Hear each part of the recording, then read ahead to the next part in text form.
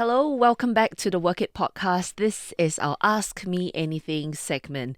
Now let's go straight into today's question. It's sent to us by our listener who I'll call Amy. So Amy says, I'm not convinced that the 360 feedback really works. What's the point of taking it seriously? Yes, Gerald, what's the point of taking this feedback seriously? For those listeners who don't know what 360 feedback is, let's get into I that think a bit. it's usually part of the company's regular employee engagement efforts to help them to understand, help the management to understand the team's culture and the satisfaction with the work environment. They're getting feedback, they're getting inputs from the ground to try to understand how leadership, how management should change things around.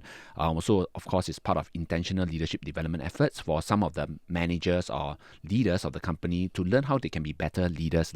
In Amy's case, saying that she doesn't believe that it works or she's wondering how it works, I think we have to separate the collection of the data from the follow-up of the data. Okay, because I have to jump in here and say that I think a lot of people would see 360 feedback as a way to just give feedback about your manager specifically. The good and the bad, mostly the bad, because we would tell people if they're good. But the bad is when we are able to find a platform to do it anonymously, right? So 360 feedback, I feel, is less of, what I enjoy about the company is what I didn't like about my direct boss. The questions, depending on what they were, how they are formed, right? By and large, they try to cover everything, both the good and the bad, because they also want to accentuate what is good in the company. When I was saying earlier about how we should split up the collection and the follow-up perspective of the 360, I think designing good 360 questions is important, so that you can capture both the good and the bad.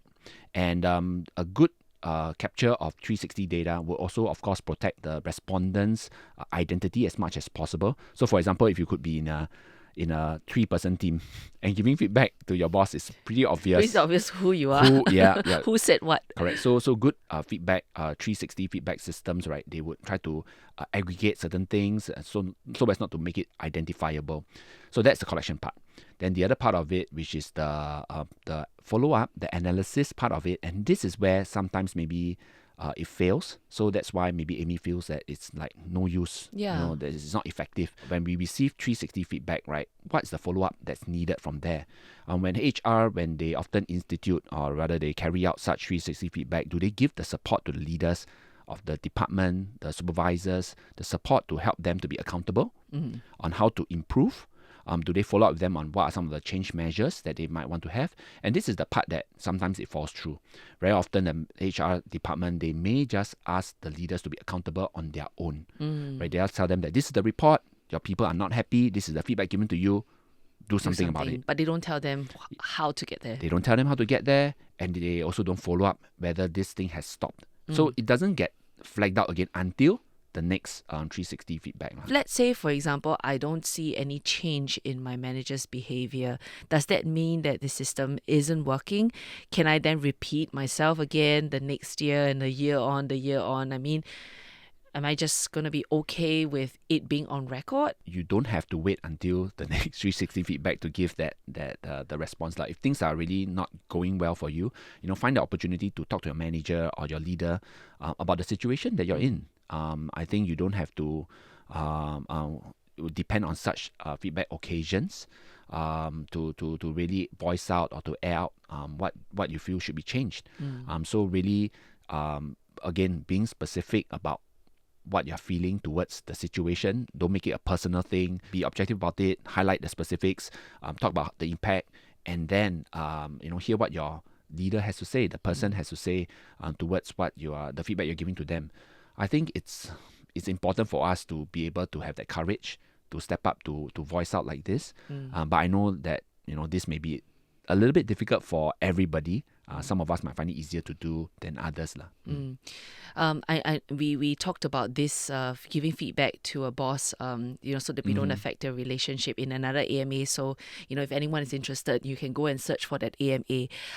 Coming back to 360 feedback, what are the do's and don'ts to make a 360 feedback as effective as possible? When we are giving some feedback, both the good and the bad, right? To be specific about it. I think it helps the company and the leaders to know what they did well in and why. What were the things that they, rather than just saying, oh, everything is good, or everything is bad. I think give the specifics. Don't shy away from elaborating on instances where you felt something good was done. Of course, if it's a negative experience and if this is whatever you're sharing is personally identifiable, then maybe you might want to hold back a little bit and not share to that granularity. So they can protect your own identity lah. So try and be specific without being identifiable. That's what you're saying.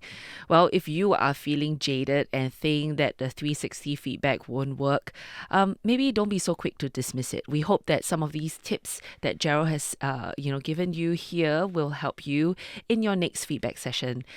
Continue to write to us if you have any questions. We're at cnapodcasts@mediacorp.com.sg. We love hearing from you. This is Tiffany. And I'm Gerald, wishing you a smooth work week ahead.